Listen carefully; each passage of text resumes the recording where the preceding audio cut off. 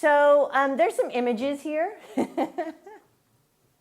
And I'd like you to choose the visual representation that best represents your experience with Ferpa. Oh, it's like the mama wolf. And there's like, it's hard to see here, but there's like a little baby kitty. It says mama wolf protecting the kitty. I can't hear you, la la la la la. Yeah, we've had that experience. There's also, the first image is like roadblocks, you know. Can't do that, Ferpa. Can't do that, Ferpa. And then the third image is bumper rails, like when you go bowling and you're not so confident. There's like, yeah. So bumper rails can be thinking about where the partnership might go off the rails, yeah. Yeah, the bumper rails can help us to, those can be those systems that keep us in the lane. Yeah, all right, cool, this is awesome. Great, we're gonna try another one here. Check it out, these are the folks who enforce Ferpa. So if a family or a student has a Ferpa complaint, this is where they go.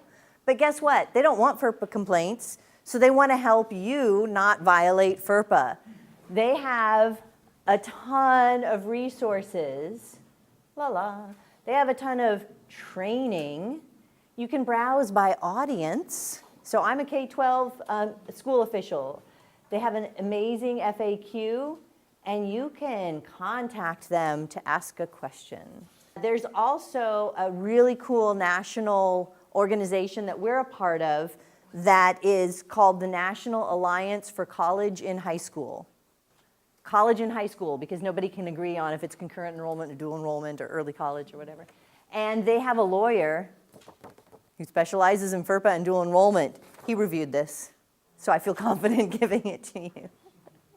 I feel confident. So there we go. It protects privacy in federally funded institutions, which if you're at a public K-12 institution or a community college, you are getting federal funds.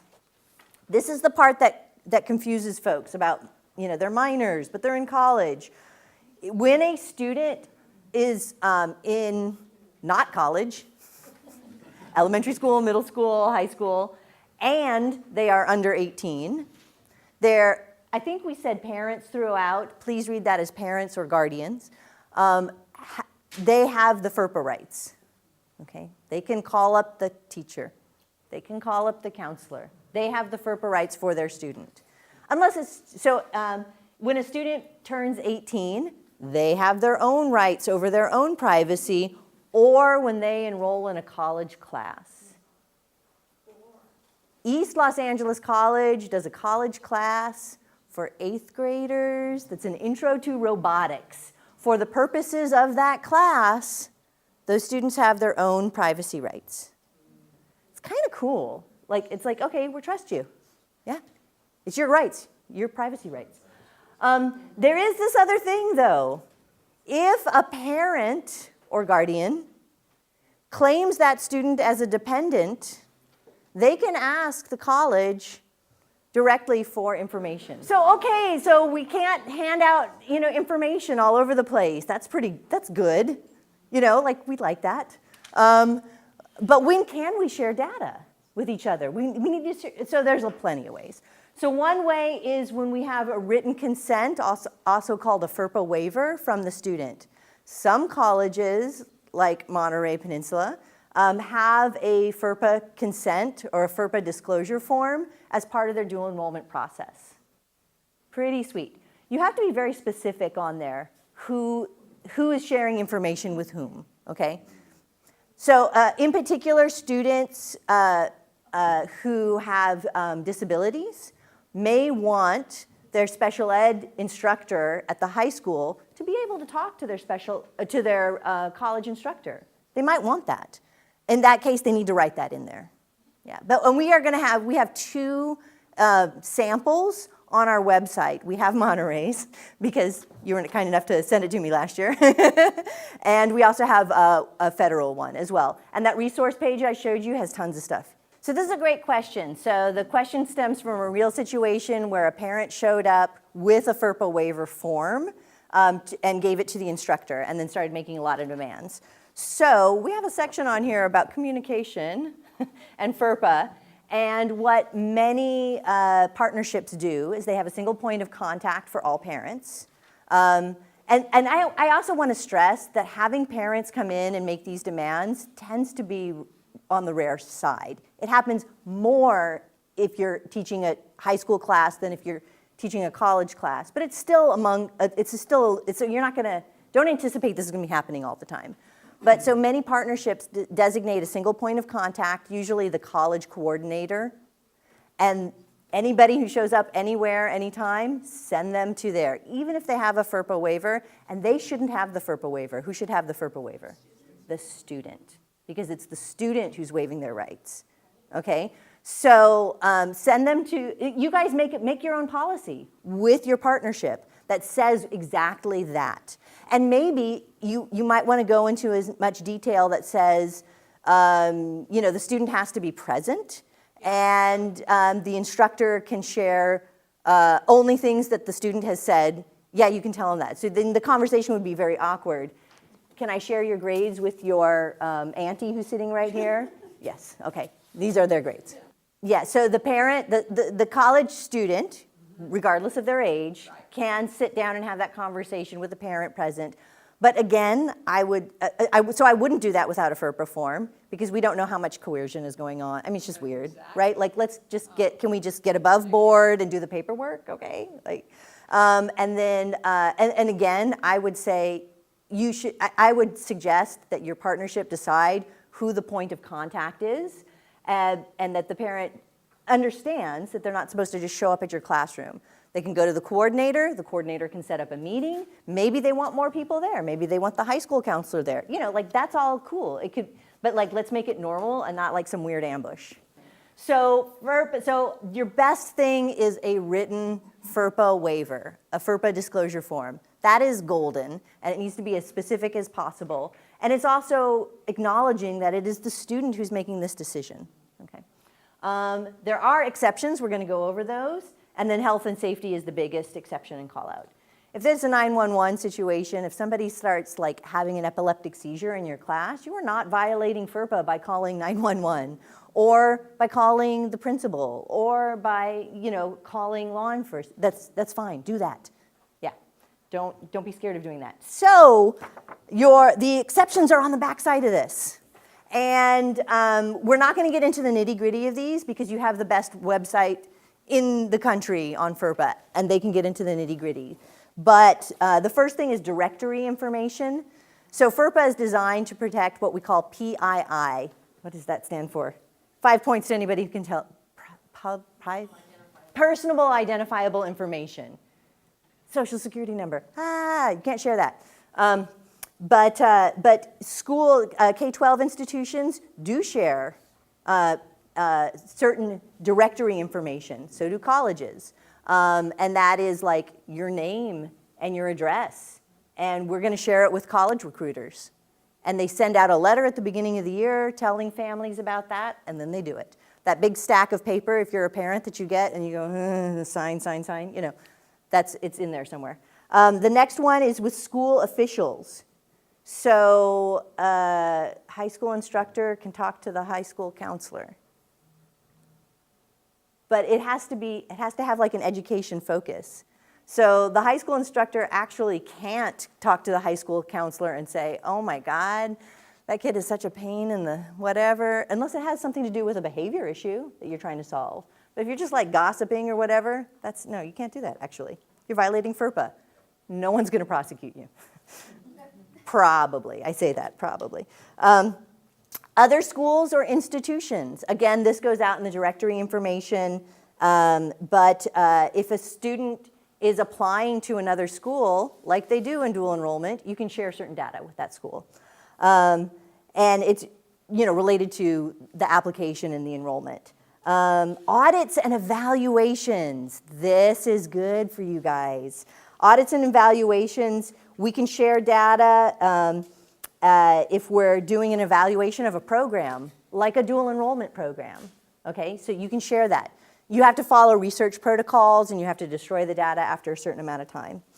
Studies, you can do academic studies, on a school, on a population at a school, on a, all kinds of things. Again, you have to follow research protocols for like human research subjects and things like that, and you will be fine. Those folks all have certifications that teaches them how to deal with data.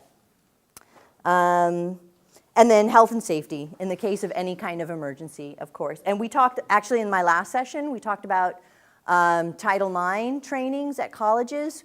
Well, they have a procedure for you if a student says that they are in a situation of self-harm or a situation where they might be being abused, if they are the victim of sexual violence or sexual misconduct by anyone, by somebody at the institution, by a fellow student, by a family member. You are a mandatory reporter, and your Title IX office has a training that your manager has gone through, if you haven't gone through it yourself, that tells you what those procedures are. But a good partner also knows that, so that's like you're an instructor from the college, you're going over to the high school, right? You're following the college's Title IX protocols, you're sharing information based on that. But a good partner also understands that the high school may have certain resources. So if you suspect a student is in a harmful situation, you are not violating Ferpa by talking to their counselor about it, okay? Or by calling 911. But save that journal entry, because just in case, you want to be able to show that you had a reasonable expectation that the student was in a harmful situation. That make sense? So do it, take care of them, keep them safe, but also cover yourself, document it. Yeah, that's an important topic. We're going to talk about data sharing. Yay! This is the exciting stuff. Why do we share data? You guys tell me, why do we share data? Don't look. Make better decisions. To make better decisions, yeah. For student success. To figure out how to improve our program. To do all this great stuff to make the program better so our students are more successful. Yeah, data can help us do that. We want to troubleshoot. If there's something going wrong, we want to figure out what is that. Sharing data can do that. And we want to support our instructors. Sharing data can do that. So there's some ways we can do it. AB 288 is a kind of dual enrollment agreement that has a lot of things that go along with that, including a data sharing agreement. So if you have an AB 288 agreement with the partnership, you have to include a data sharing agreement in there. And you can work that out. Figure out what makes sense for us to share and what will help us answer these questions like student outcomes. If you're sharing data about course outcomes, for example, you are not violating FERPA if it is anonymized and de-identified. Where people get into trouble, but also we want this information, is when we disaggregate. So, because if you're disaggregating and you have a very small group, you might be then not de-identifying it, or it's not anonymous anymore. So if you're sharing classroom data about a class of 30 students and only 2 of them are African American, you're trying to disaggregate the data, that's too small a number. People will know who that is. So it is not anonymous data anymore, right? And then, there's a bunch of publicly available, do you guys know this? There's all this publicly available data. And raise your hand if you use DataMart from the Chancellor's Office.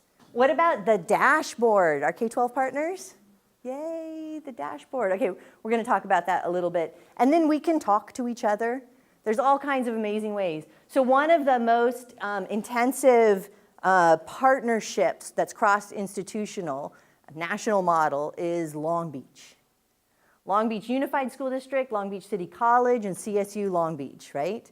And they were, I think, the first ones to do it at a large scale, sharing data about math and English data, and using the high school transcripts to place students into math and English courses.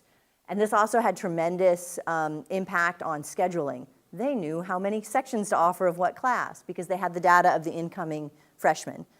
So, but Long Beach, many thousands of students sharing data across institutions And certainly all the transcript data, they had all the permissions in place for. But then they would do things like CSU Long Beach would do a summer bridge program. And students would qualify because they were X, Y, and Z. You know, maybe they were applying for an impacted major, or they didn't qualify for transfer level math, or you know, whatever the qualifications were, that summer bridge was going to do an intervention to help those students. They would just sit at a meeting with the counselors from Long Beach Unified and Long Beach City College, and they'd say, we want information to go out to these students. We want to share that information. And they'd say, okay, yeah, we can generate that list. They don't hand that list over to them. They send it out, right? But that is very intensive information sharing without violating Ferpa. Yay! And then they can share the information of the students who go through the program because they have a Ferpa waiver. Yeah, so talking is a lot. Okay, so here is what Data Mart looks like.